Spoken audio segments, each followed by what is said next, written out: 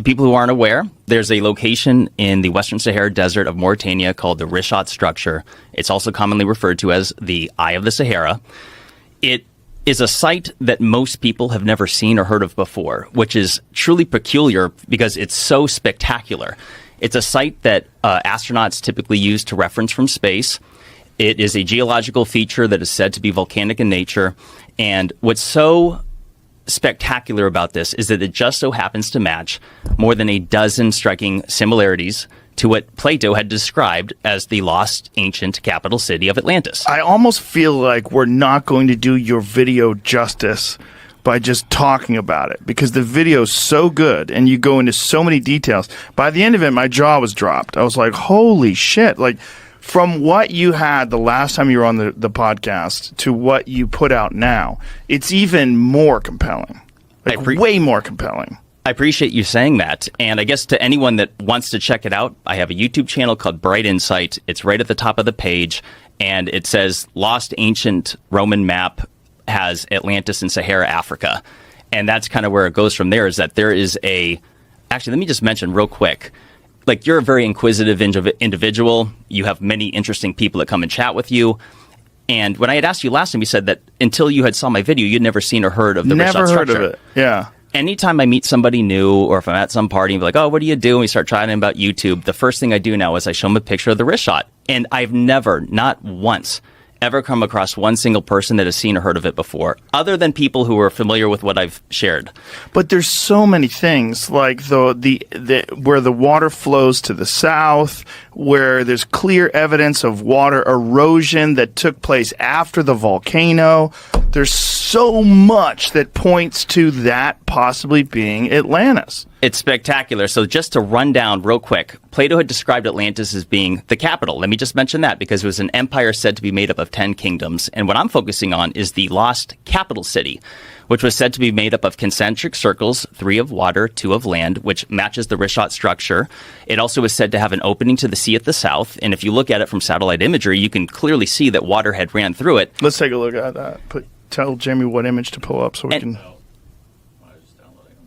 And furthermore, it was said to have mountains to the north, and you just so happen to have mountains called the Atlas mountain chain, which Atlas was said to be the very first king of Atlantis. And what's interesting is that the very first known king of Mauritania, which is where the Richat structure is located, is also...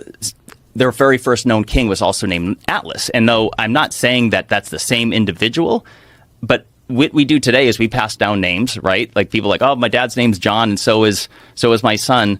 And so it's another striking similarity, but it goes further than that. Like, there's geological similarities, such as the fact that Atlantis was said to be made up of red, black, and white color stone, which is another similarity you see at the Richat structure. It was said to have an abundance of gold, and that the outer walls were lined with it. And it turns out that Mauritania is loaded with gold, and not only that, the richest person ever known to exist in all of mankind is Mansa Musa of the Mali Empire, which consisted partly of modern-day Mauritania. And he was so rich from gold that he would be richer than Elon Musk and, like, Bezos combined almost. Like, many unfathomable amount of billions of dollars. So that's another similarity. What year was this? Oh, this is 1300s or 1400s. There he is. Yeah, there we are. 1312, 1337. What a great name, too. Mansa Musa. But the similarities don't end there. There was said to be an abundance of elephants, which is one reason why to suggest that Atlantis would have been in Africa is because, well, besides the fact that elephants are known to be throughout Africa, they used to be in Mauritania. They're unfortunately pretty much extinct there today. But another little detail that most people aren't aware of, because they think of Atlantis like, oh, it must be at the bottom of the ocean. Well, that's not exactly how Plato worded it. He did describe that the aftermath of Atlantis followed a catastrophic event involving water, is that what was left of Atlantis was reeds of grass and a shoal of mud that prevented ships from navigating to and from. And what people don't realize is that Sahara Africa, up until about 4,500 to 5,000 years ago, was totally green. It was tropical. It had the largest network, or one of the largest networks of rivers ever known to exist. It had the largest freshwater lake ever known to exist, which is Mega Lake Chad, which, just to put this into perspective, it is, if you take all the North American Great Lakes combined, that's 94,000 square miles of surface area, whereas Mega Lake Chad was 139,000. Whoa. Massive. Additionally, Atlantis, the capital, was said to have a river that went just north of it or next to it, and the Tamanrasset River went right through the Rishat structure, or just north of it, went all the way to the Atlas Mountains that I described, which is in modern-day Morocco. And the evidence is that it existed at that same period of time when Atlantis was said to be around 11,600 years ago prior to its destruction, up until about 5,000 years ago. So going back to my point, like, a lot of people see the Sahara Desert and they don't realize that this place was unbelievably different than it is today. And one of the things that's so important is that I know some people listening will, they hear Atlantis, they think, oh, it didn't exist. Right. Whether it existed or not, the evidence that we're going to chat about today to show you that there is conclusive evidence, I would say, that catastrophic water erosion, that the ocean had blasted through the Sahara tens of millions of years more recently than previously known. According to the science, 56 to 66 million years ago was the time of the Trans-Saharan Seaway, which was the last time the ocean blasted through it. However, there are a few lines of evidence that say otherwise. Besides the fact that anyone that looks at the Sahara Desert through the Google Earth app, you can see fluvial striations, which is signature traits of water erosion. This is confirmed by other experts that look into these things. I like to mention Randall Carlson. Mm-hmm. He's someone that's analyzed the area and has said, yes, this is catastrophic water erosion. So one of the signature lines of evidence that suggests that the ocean blasted through it far more recently was the largest volcano in Sahara Africa is in Chad. It's Mount Kusi, and there is a lava flow that goes through it that is dated at 12,000 or so years ago. The volcano itself is supposed to be somewhere between 1.2 and 2.3 million years ago. But if you look at Mount Kusi to the south, you can see, and I don't know, Jamie, if you're able to bring up one of the photos of that mountain chain, but you can see that the water erosion cuts off that lava flow directly to the south. Yeah, keep going over. A little bit right there. Okay, so go over a couple. That is the mountain, and you can see those striations, which are signature traits of water erosion. All those white blemishes are salt, and I should point out real quick that it is a confirmed fact that much of the Sahara has surface level salt. And you see those white blemishes on that mountain? That is not clouds. That is not snow. Those are salt deposits. And surface level salt that would have been from the ocean? That is what I suggest, because in the middle of that caldera, you have huge patches of salt. And is it reasonable to suggest that that salt existed before the creation of that volcano? Because it seems to me that all that salt would burn up. Right. And not only that, there is scientific studies that show that there are gastropods, which are sea life, that existed inside that caldera that used to be 1,000 feet deep and dried up just a few thousand years ago. So the fact that this is an 11,000-foot volcano that has salt on top of it, I would say, is corresponding evidence that the ocean had once went through it. And if you go over a couple more images, Jamie, you will see far better images that show you that. Okay, so notice how it cuts off. You see to the black right here? That is a lava flow that's dated around 12,000 or so years ago. And regardless of whether the volcano or that water erosion happened 12,000 years ago or 2 million years ago, that in itself is evidence that the ocean blasted through the Sahara Desert literally 50 to 60 million years more recently than previously known. And the implications of this, as far as climate science, as far as the topic of geology and cataclysms, cannot be overstated. I mean, does it not look like that lava flow was cut off by whatever type of erosion that is? Does it? I mean, that's... Yeah, completely. Yeah, it's such a clean line. And it aligns with all the water erosion marks that are to the left of it. Can you make that smaller, Jamie? Can you make it, stretch it out? Yeah. And... Oh, sorry, go ahead. Nothing. It's just like you could really clearly see that it looks like a line, like a water line passed through what was marked by the volcanic eruption. And this is one thing I say, and like it's visible to anyone that has eyes to see, but it turns out that the Sahara Desert is one of the least studied places on Earth, mostly because it's so inhospitable. It's an average of 125 degrees Fahrenheit much of the year. It is so unbelievably big that just to get out there, I mean, you need reliable aircraft or vehicles. Most of the countries out there are, I regret to say, third world in that you just don't have supplies. It's not feasible to just travel out there with a whole team on a whim. So most of it is essentially undocumented, and it's not a site the Sahara as a whole isn't a site that gets much attention, unfortunately. Ben, we got to bring you in, otherwise it's going to talk forever. Yeah. No, I was going to say something that you mentioned about the origin of, I guess, Plato's description. You said it was mud and grasses was like the aftermath.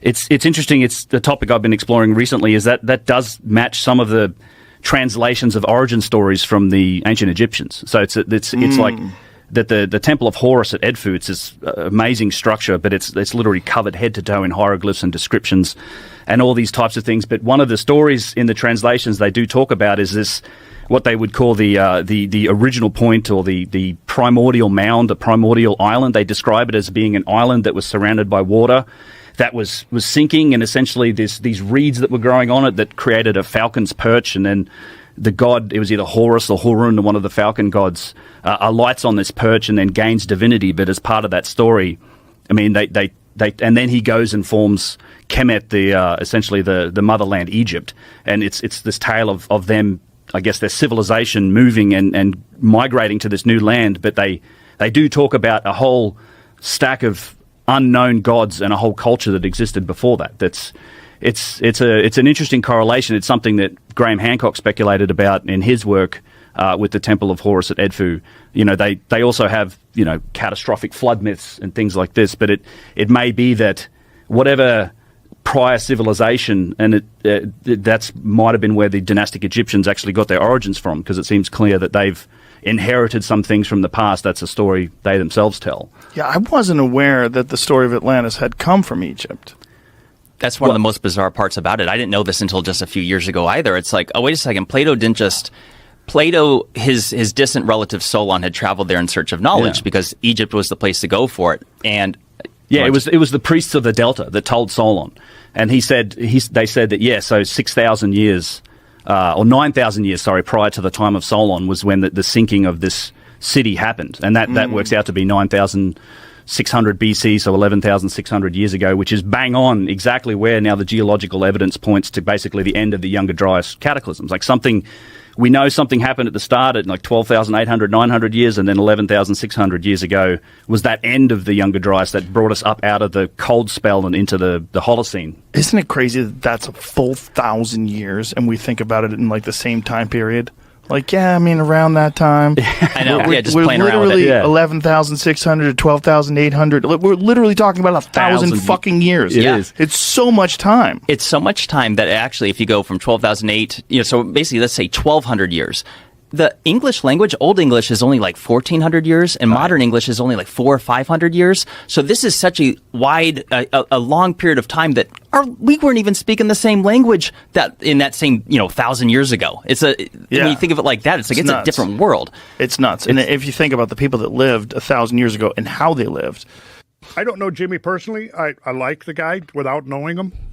I'd like to get him out in the field with me and show him some stuff firsthand. I bet he would love that. I think he's a giant fan of your work. I like to hear that. Well, I'm a fan of his work, but I don't happen to agree on this one. Well, I mean, I don't even know if he agrees. I think he's just speculating. Yeah. He's not dogmatic. Like, he doesn't have like a rigid perspective on this. Yeah, here you can see. There's the recap structure. What is interesting, though, is look at this. You've got this structure up here, the terminate tenoma. I forget how you pronounce that. I knew how to pronounce it, but anyways, that's an impact crater there. There's one here. We can actually, if we go back,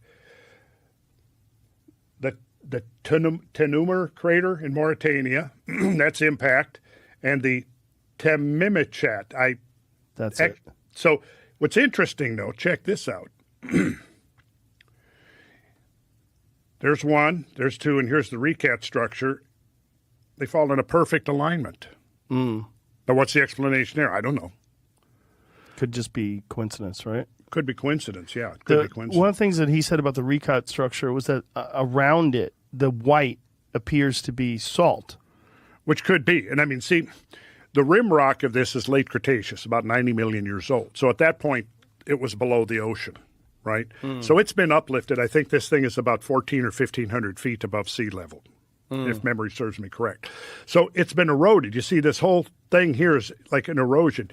You had a massive amount of water that came down over this, and most likely is what exposed this thing to the surface. It was probably buried. Let's see here.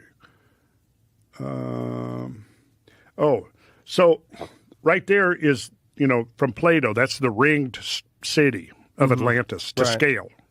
The concentric rings. The concentric ring. So this is the actual scale superimposed onto the recat structure. So it's much smaller Much in smaller. scale. Yeah. But Plato's scale was based on what? the stade. It was based on the stade, which is roughly 607 feet. It's where we get the word stadium from. Oh, wow. Yeah, because that was the length of a stadium in ancient Greece. So when you look at Plato's version of this, sorry to take you on this detour, but I was just curious. When you look at Plato's version of Atlantis, is there an area of the world that seems likely? Yeah? Yeah. Yeah. You better watch my 6-hour presentation. Okay, Joe. I will. Yeah, no, but I look, it's detailed. That's why even in 6 hours, I can't really spell it. In my podcast I did, the first 9 episodes, 2 hours each, were devoted to, I thought, well, let's kick it off with Atlantis. 18 hours of Atlantis. 18 hours of it. The last episode 9 was devoted to the recat structure. Wow. So I had eight hours, so 16 hours, but we had some chatter and things like that in there, so maybe more like 12 or 14 hours. So, you know who Johanna James is? No. She is a British actress who started doing this She's a really cool lady. She's very interested in all this kind of stuff. Very smart, extraordinarily beautiful. And she went on and did she does these like 20-minute, 30-minute little vignettes of things that she's really interested in, having to do a lot with, ancient cultures, all the kind of things that, Graham Hancock is, she reads Graham Hancock. She became a fan of mine, and she devoted one of her little 20 or 30-minute segments to, she said, I watched all 10 hours or 12 hours of Randall Carlson's programs on Atlantis. And so she did this like 30-minute little synopsis of it. Really did a great job. So we reached out to her. I invited her on. She came on. We did a live stream a couple of weeks ago with her as a guest. And just really fun lady. She's also does comedy. Really? Yeah. And she's very intelligent, very gorgeous. What can I say? And smart and interested in all this kind of stuff. So, there we go. Anyways, so she was very interested in the whole Atlantis thing. And so because of that, there was a lot of feedback and people wanting to know more. And so I thought, okay, now the 10 or 12 hours I did, what I'm going to do is I'm going to try to condense that down. So a couple of weeks ago, we did the first 3-hour live stream where I basically started breaking down Plato's account line by line. What did he actually say?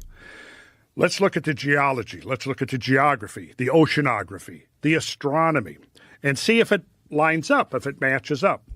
And so I think there's one place that pretty much is not all the details, but when you look at all of the areas around the planet that have been proposed for Atlantis, I think there's one place that fits the majority of his details, and that's the sunken Azores Plateau. And I say sunken because we know it's sunken, and it's right along the mid-Atlantic ridge.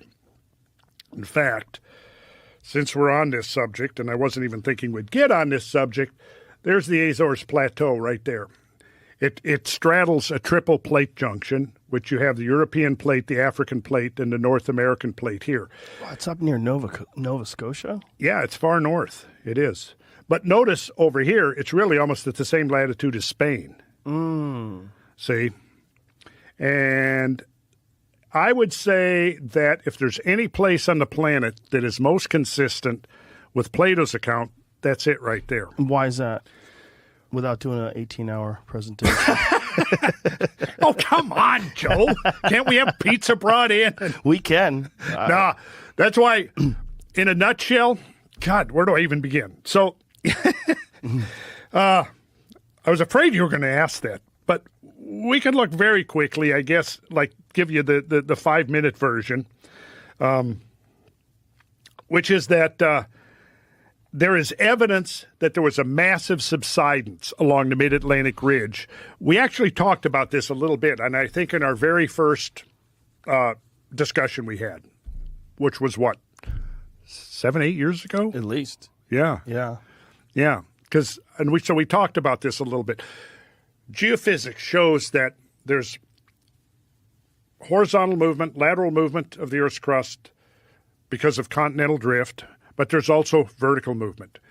And that is the result of isostatic compensation. That's called isostasy, is the vertical movement of the Earth's crust. I can show you, I should have a slide right here that will help to really illustrate what it is. Let me back up to, let's see. Should be right in here. Here we go. Okay, so now this is the shore of Hudson Bay. Now this is where the ice sheet was the thickest, right? Now what are you seeing there? Hudson Bay is up here. These are shorelines because when the ice was removed, the land started rising back. So here's sea level, land is rising back. And the land is rising because of a lack of weight of the ice? Yes. Right. So you're sitting on a soft, cushiony chair right now, right? Are you? Yep. Okay. So your ass is causing isostatic depression of that cushion on your chair. Right. And if you sit up, you'll have isostatic compensation. Right? So that's what that is along many, many, many lines. Yes, those are all shorelines. Here's another view of it. Wow. Here's another view. Wow. That's the land rebounding a couple of thousand feet after the ice was removed. Now, the ice was removed, and all of those trillions of tons of weight, where did it go? In the Atlantic Ocean. Now, you look, the thinnest crust on the Earth is the Mid-Atlantic Ridge. And if you look at it, you'll see that there are transform faults, which should show up right here. The transform faults are these vertical fault lines that are what you would say orthogonal or right angles to the ridge itself. Here you can see very clearly the triple plate junction and how the Azores Plateau. Okay, well, since the 1940s, the first expedition in 1948, there was when they started doing dredge samples from the floor of the Atlantic Ocean, which coincidentally, the name of the ship was the Atlantis. They dredge core samples, and they pull up the core samples from 2 miles down, a mile to 2 miles down, and they look at those core samples. And what you had was, for example, shallow water creatures living. They weren't living. They were now, they had been drowned. You had creatures like that typically lived under 100 feet of seawater. And now they're a mile and a half below. And they're on the flanks of this place right here. So these are fossils that they're finding? Yes. And they're finding fossils that ordinarily you would find in some place that was very shallow. Very shallow. Very shallow, yes. Or relatively shallow, 100 feet. 100 feet, yes. So this is the basic idea here. This goes back to the 60s. As it says right here, the possible tectonic implications of glacial-eustatic. Now, eustatic is the rise and fall of sea level correlated with the increase and decrease of glacial ice. So if the ice is increasing, sea level is falling, and we call that eustatic sea level fall. If the ice is shrinking, melting, sea level's rising. So that's a eustatic rise. So that's the meaning of that. When you see glacial-eustatic, that means the rise and fall of the sea level as a result of glacier growth or melting. Okay? And it says here, sea level fluctuations have received only minor attention in connection with such problems as ocean floor spreading. The purpose of this report is to point out that late Pleistocene sea level data suggest that the ocean basins have responded isostatically and by a significant amount, particularly concentrated along the Mid-Atlantic Ridge. So, I've got so much here. I'm just going to grab a couple of these things here. Yeah. So they dug up these cobbles, which are, the cobbles are, so a cobble is basically a stone or anything that's lithified that's roughly between a pebble and a boulder. A boulder, when you get, I think, to 11 inches, about the size of a volleyball, now you're in the realm of boulders. A cobble is in between pebbles and boulders, like you've heard of cobblestone streets, they're fist-sized rocks, basically. So they say here the Atlantis cruiser and great meteor seamounts rise from a broad ridge or plateau, which extends from the mid-Atlantic ridge, blah, blah, blah. Let's see. So about a ton of flat pteropod limestone cobbles was dredged from the summit area of one of these sunken, what they're calling the seamounts. And a seamount is like a flat-topped mountain, right? Like the top of the mountain has been sheared off, okay? So they pulled up these limestones, right? These limestone cobbles. They dated them. One of the cobbles gave an apparent radiocarbon age of 12,000 years, plus or minus 900 years. The state of lithification, how much it is turned into rock, of the limestone suggests that it may have been lithified under subaerial conditions. In other words, in the atmosphere. That's what that means. It may have been lithified under subaerial conditions, and the seamount may have been an island within the past 12,000 years. Wow. So, I mean, we could go through, again, hours of this kind of research, and why it's been pushed off to the side is anybody's guess. But it just doesn't fit the paradigm. But, yeah, basically, now this doesn't prove that there was any civilization there, but we can make a very strong case that a large section of the Azores Plateau was above sea level during the late glacial maximum. Does it coincide with Plato's account of trade and of travel and of the way? Well, we have no way of knowing. See, now there we have to make a leap of faith, which is this. If we look right here, you'll see, you can see it very clearly, and you can see the Straits of Gibraltar here, which was anciently known as the Pillars of Heracles. And you come here to a group of islands, and then you get to the Azores Plateau. And here, these down here are those seamounts, those truncated seamounts. So really all you have to do, here's the leap of faith you have to make. You have to go, now I don't get into anything like, whatever, flying spaceships or crystal ray guns or anything like that. No, I just go by what Plato says. What he's describing is a maritime culture that had navigational abilities. Something along the lines of the Minoan or the Phoenician culture, maybe by an order of magnitude, right? So now all we have to do really is assume this, which to me is not so pseudoscientific that we couldn't even consider it, which is that some group in the Ice Age had enough navigational skills to sail from Europe to islands right here. If you enjoyed today's episode on JRE Plus, don't forget to give it a thumbs up and share your thoughts in the comments below. Thank you.